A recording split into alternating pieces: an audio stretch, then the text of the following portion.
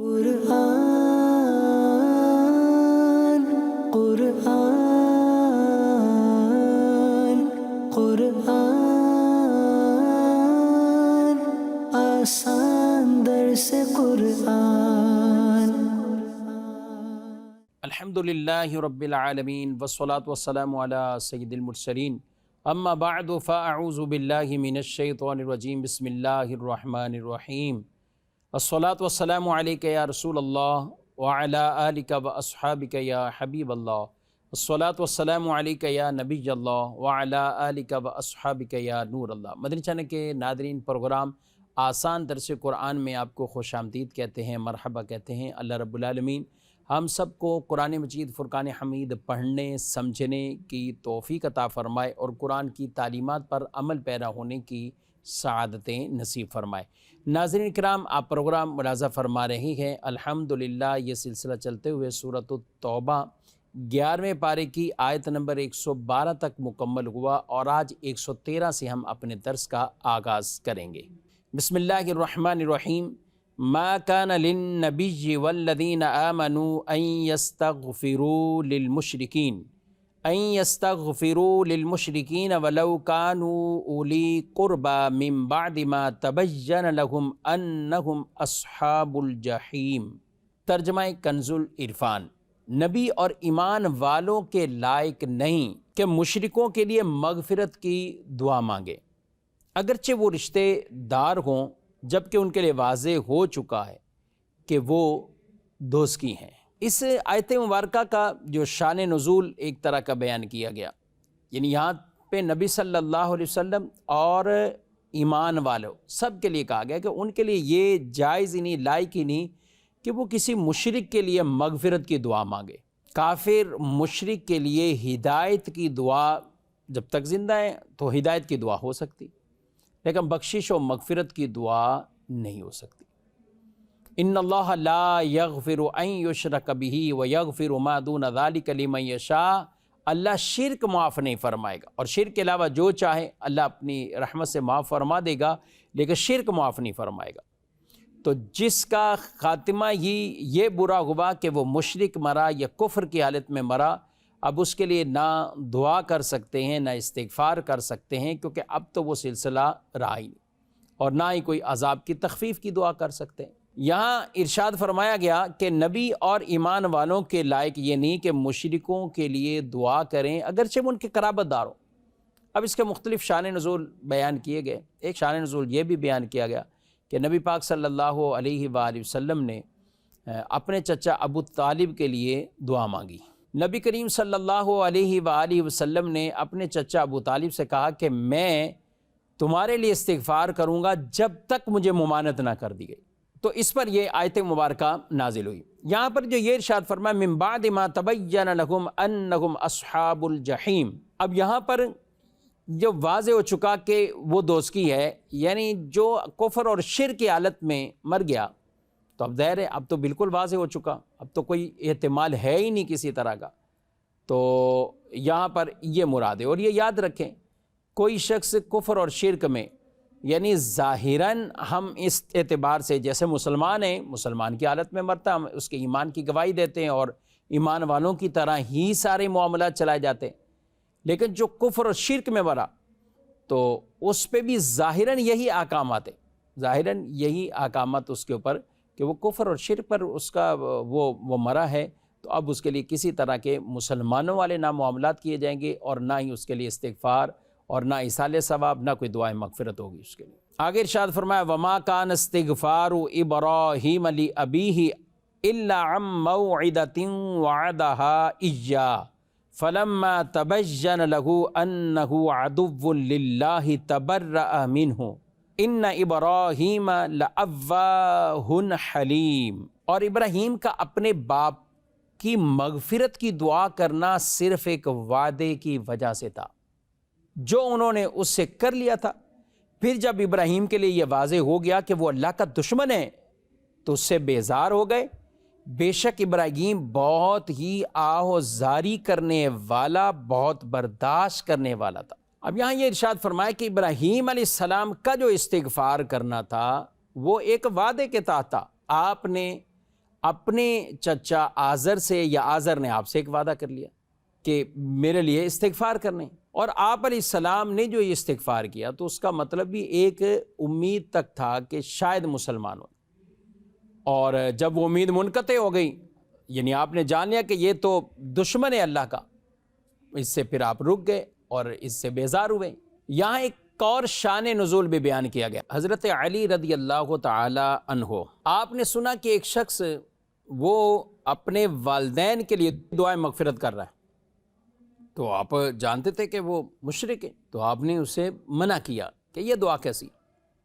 اس نے آگے سے جواب دیا کہ ابراہیم علیہ السلام نے بھی تو دعا کی ہے، تو اللہ پاک نے اس پر یہ آیت مبارکہ نازل کی۔ جب حضرت علی رضی اللہ تعالیٰ عنہ بارگاہ رسالت میں حاضر ہوئے اور آپ نے واقعہ پیش کیا کہ یہ ہوا،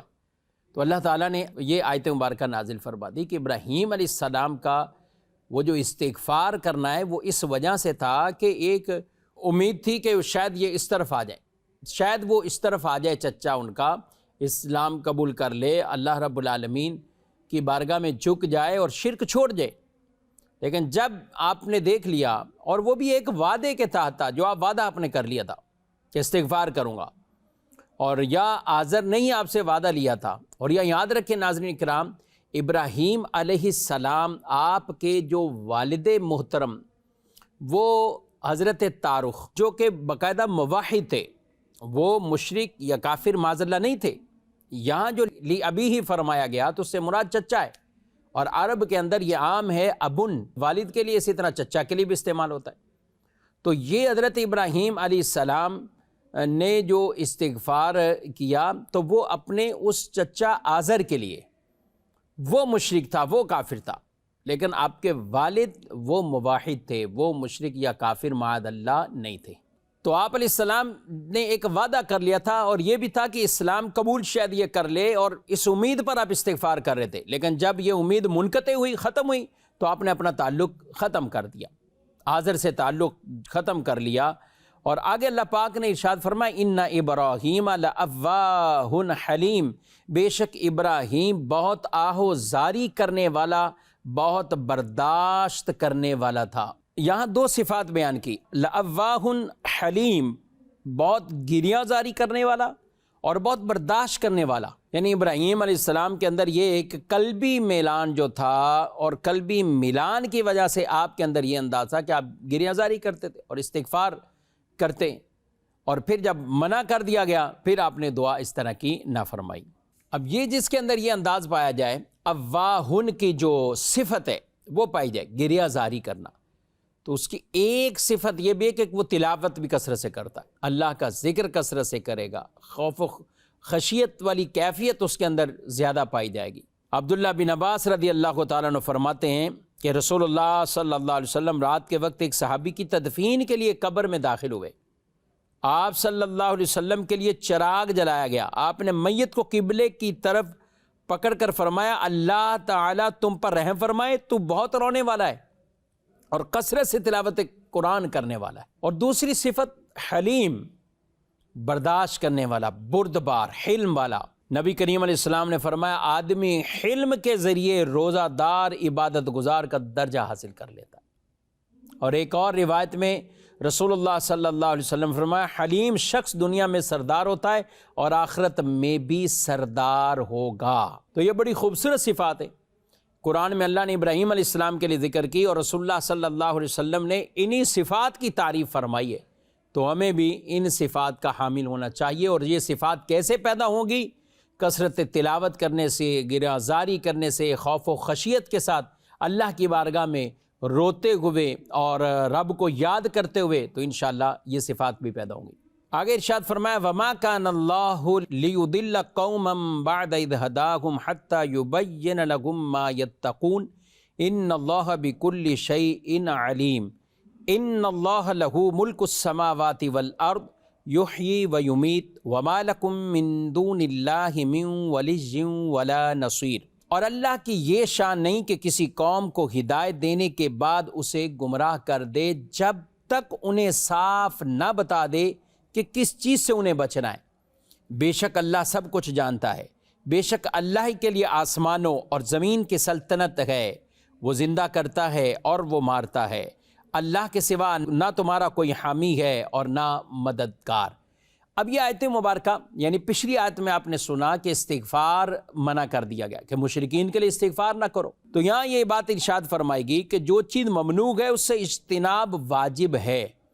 اب یہ کب کہ اللہ تعالیٰ اس وقت تک اپنے بندوں کی گرفت نہیں فرماتا جب تک اس کی ممانعت کو صاف بیان نہیں فرما دیتا۔ تو پہلے جب منع نہیں تھا، اب استغفار کیا، اب منع کی آیت آ گئی تو اب اس سے منع کر دیا کہ اب کوئی استغفار نہیں کرے گا۔ لیکن صحابہ کرام علیہ مردوان کو ایک تسکین قلبی کے لیے اللہ نے یہ آیت مبارکہ نازل فرمائی، کیونکہ انہیں ایک وہ رنج پہنچا اس بات پر کہ اس سے پہلے جو مومنین نے مشرکین کے لیے استغفار کیا ہے تو پھر ان کی گرفت ہوگی، تو اللہ تعالیٰ نے فرمایا کہ اس کی گرفت نہیں، جو پہلے ہو چکا اس کی گرفت نہیں گئے۔ اب جب اللہ تبارک و تعالیٰ کی طرف سے منع ہو چکا ہے تو اب اس کے بعد ایسا کوئی معاملہ نہیں ہوگا۔ آگے ارشاد فرمایا لَقَدْ تَابَ اللَّهُ عَلَى النَّبِيِّ وَالْمُهَاجِرِينَ وَالْأَنصَارِ الَّذِينَ اتَّبَعُوهُ فِي سَاعَةِ الْعُسْرَةِ مِن بَعْدِ مَا كَادَ يَزِيغُ قُلُوبُ فَرِيقٍ مِّنْهُمْ ثُمَّ تَابَ عَلَيْهِمْ إِنَّهُ بِهِمْ رَءُوفٌ رَحِيمٌ۔ ترجمہ، بے شک اللہ کی رحمت متوجہ ہوئی نبی پر اور ان مہاجرین اور انصار پر جنہوں نے مشکل وقت میں نبی کی پیروی کی، حالانکہ قریب تھا کہ ان میں سے بعض لوگوں کے دل ٹیڑھے ہو جاتے، پھر اللہ کی رحمت ان پر متوجہ ہوئی، بے شک وہ ان پر نہایت مہربان بڑا رحم فرمانے والا ہے۔ یہ ایک غزوہ تبوک کے اندر بطور خاص جو ایک سفر کر کے رسول اللہ صلی اللہ علیہ وسلم جا رہے تھے، اور جس میں حالات ایسے تنگ تھے کہ ایک ایک اونٹ پر 10 سوار، مطلب باری باری وہ سوار ہوتے اور یوں سفر جاری تھا۔ ایک کھجور پر کئی صحابہ کا گزارا ہوتا، ایک کھجور پر۔ جی ہاں ناظرین کرام، وہ یوں کہ تھوڑا سا کھجور کو چوس لینا اور اس کے بعد کچھ پانی کے گھونٹ وہ پی لینا، اس طرح گزر ہوتا ان صحابہ کرام علیہ مردوان کا۔ اور ایک مشقت والی گھڑی تھی، پانی بھی نہیں تھا، یہ ساری چیزوں کی قلت تھی۔ بعد ایمان والوں کو یعنی وہ ایک طرح کا وساوس کے کہیں شکار نہ ہو جائے کہ دل کے اندر کچھ ایسی چیز نہ پیدا ہو جائے،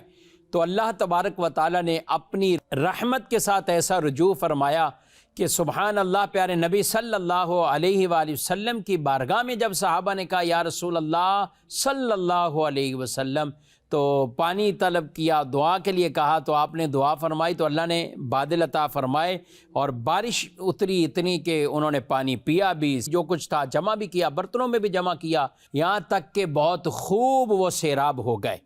تو یہاں اللہ تبارک و تعالی نے فرمایا کہ وہ قریب تھا کہ ان کے دل کہیں نہ پھر جاتے، یعنی بعض ایسے تھے کہ اگر ان کے دل میں کوئی ایسے خیالات کہیں نہ پیدا ہو جاتے تو اللہ تبارک و تعالی نے ان کے اطمینان قلب کے لیے، سکون قلبی کے لیے اپنی خاص رحمت سے یہ رجوع فرمایا۔ اور نبی پاک علیہ السلام کا استغفار کرنا وہ خاص اللہ کی بارگاہ میں درجات کی بلندی کے لیے، آپ علیہ السلام کا مسلمانوں کی تعلیم کے لیے، اور استغفار خود ذکر الہی ہے اور اس پر اللہ تعالیٰ عبادت کا ثواب بھی عطا فرماتا ہے۔ تو اللہ تبارک و تعالیٰ نے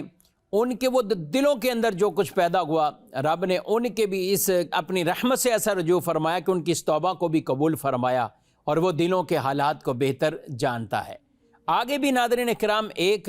واقعہ اور ایک عظیم واقعہ گویا کہ بیان کیا گیا ہے، اور وہ بھی غزوہ تبوک سے ہی تعلق رکھتا ہے۔ ارشاد فرمایا وعلى الثلاثة الذين خلفوا حتى إذا ضاقت عليهم الأرض بما رحبت وضاقت عليهم أنفسهم وظنوا أن لا ملجأ من الله إلا إليه ثم تاب عليهم ليتوبوا ان اللہ هو التواب الرحیم۔ اور ان تین پر بھی رحمت ہوئی جن کا معاملہ موقوف کر دیا گیا تھا،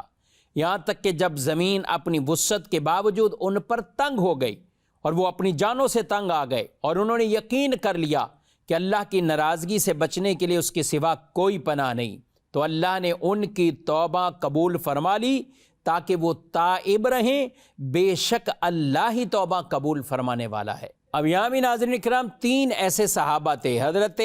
کعب بن مالک، ہلال بن امیہ اور مرارہ بن ربی۔ یہ 3 صحابہ رضی اللہ کو تعالیٰ عنہم ایسے تھے کہ جو غزوہ تبوک میں پیچھے رہ گئے۔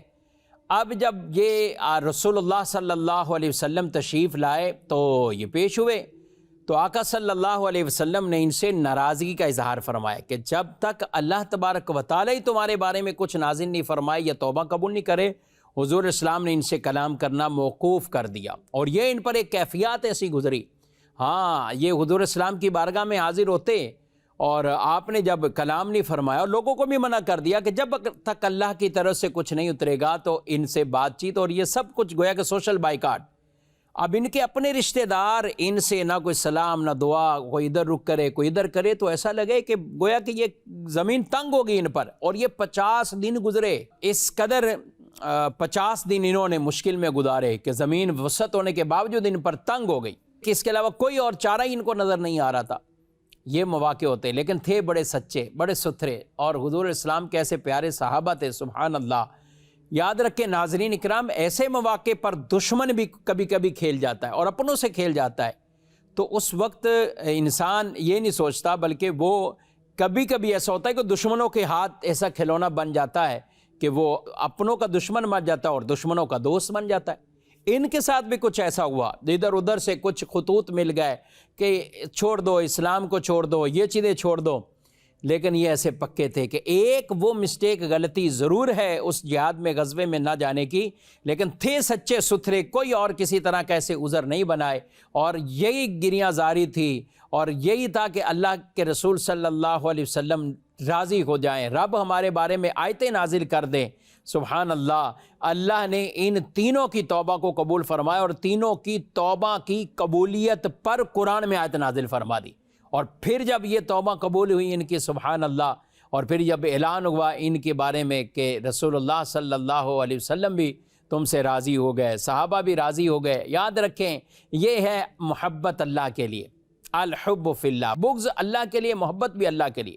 کسی کو دینا اللہ کے لیے، کسی کو منع کرنا وہ بھی اللہ کے لیے۔ یعنی جب رب کا حکم آیا تو پھر کوئی کسی طرح کی ناراضگی نہیں، کوئی کسی طرح کا، وہی جو پہلے کلام نہیں کر رہے تھے اب ایک طرح کے بھائی بھائی بن گئے اور بڑے میٹھے کلام ہو رہے، لیکن پہلے یہ تھا کہ رب کیا ان کے بارے میں فرماتا ہے، کیونکہ انہوں نے ایک غزوے میں شرکت نہیں کی، غزوہ تبوک انہوں نے ترک کیا ہے۔ اللہ اکبر کبیرہ۔ ناظرین کرام، یہ صحابہ کی اس اعتبار سے بھی آپ محبت دیکھیں کہ وہ حضور کی بارگاہ میں رہے، اور پھر 50 دن گزر گئے مختلف چیزوں میں، کوئی اپنے آپ کو رو رہے ہیں، حضور کو دیکھتے ہیں تو آپ چہرہ مبارک پھیر لیں، اور نماز کے بعد بھی وہ کوئی سامنے آتے تو آپ اس طرف رخ مبارکہ کر لیں، تو یہ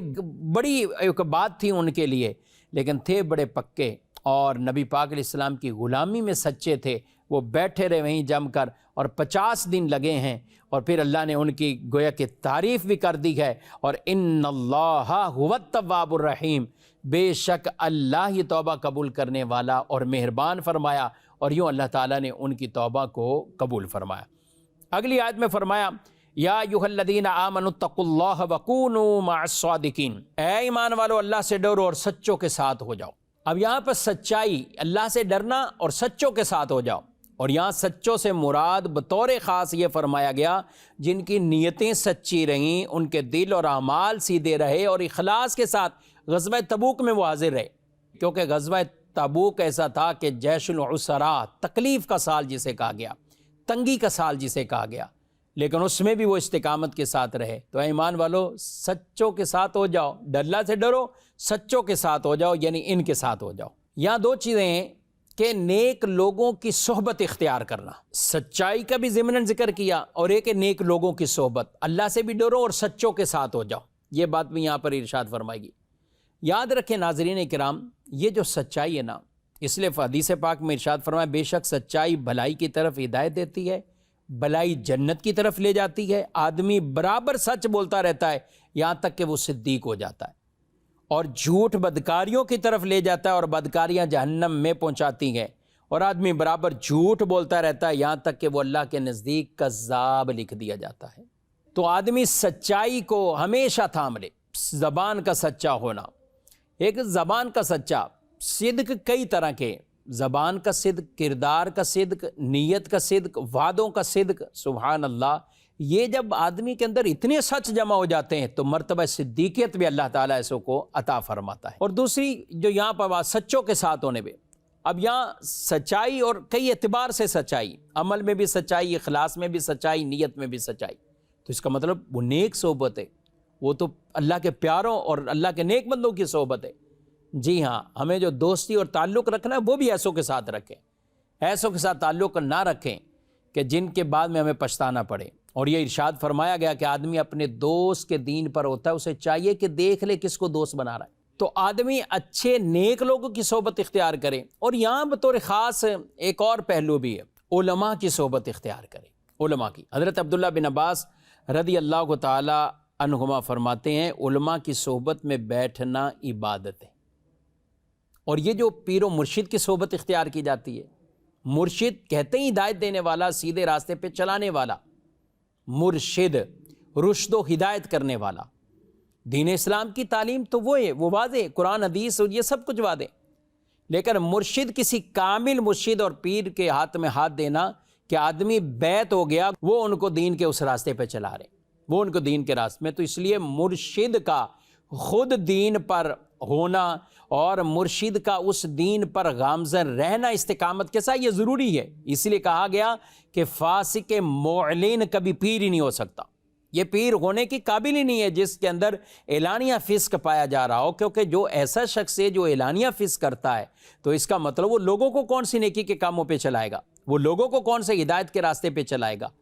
تو جہاں پیر کی بھی شرائط بیان کی گئی ہیں کہ پیر سنی صحیح العقیدہ ہو، وہ پیر عالم دین ہو، اس کا سلسلہ یہ منقطع نہ ہو بلکہ متصل ہو اوپر تک سلسلہ طریقت، اور وہ فاسق معلن نہ ہو۔ تو پیر و مرشد والا جو ایک یہ انداز ہے رشد و ہدایت والا، تو وہ بھی یہی کہ وہ انہیں سیدھے راستے پہ چلاتے ہیں، تو یہ بھی انہی صحبتوں میں سے ایک اچھی صحبت قرار پاتی ہے۔ مفسرین نے اس آیت کے تحت ایک اور بھی گفتگو فرمائی ہے، یا ایھا الذین آمنوا اتقوا اللہ وکونوا مع الصادقین، جو سچوں کے ساتھ ہونا ہے۔ تو یہاں فرمایا کہ اس میں صادقین کے ساتھ رہنے کا جو حکم دیا گیا کہ ان کے قول کو قبول کرنا یہ لازم آتا ہے، اور اس میں اجماع کی حجیت پر بھی یہی آیت مبارکہ کو بھی دلیل بنا ہے، یہ بھی کہ جو شخص ایمان والوں کے علاوہ کوئی اور راستہ اختیار کرتا ہے تو اس کے لیے وعیدوں کو جہاں بیان کیا، صراط الذین انعمت علیہم، جن پر اللہ کی طرف سے انعام ہے، ان کے راستوں پر چلنے کا حکم جو دیا گیا ہے۔ اور اسی طرح متعدد اور آیتیں جہاں پر گئے کہ جو اجماع کی حجیت جہاں سے ثابت ہوتی ہے، وہاں یہ ایک آیت مبارکہ بھی ہے جس سے باقاعدہ اجماع کی حجیت یہ ثابت ہوتی ہے۔ تو یہ مختلف انداز سے ان آیات مبارکہ کی تفاسیر کو بیان کیا گیا۔ اللہ پاک ہمیں تقوی پرہیزگاری والی زندگی عطا فرمائے، سچائی اور صدق بیانی یہ ہمیں زبان پر رکھنے کی اللہ توفیق عطا فرمائے، آمین، بجاہ النبی الامین صلی اللہ تعالی علیہ وآلہ وسلم۔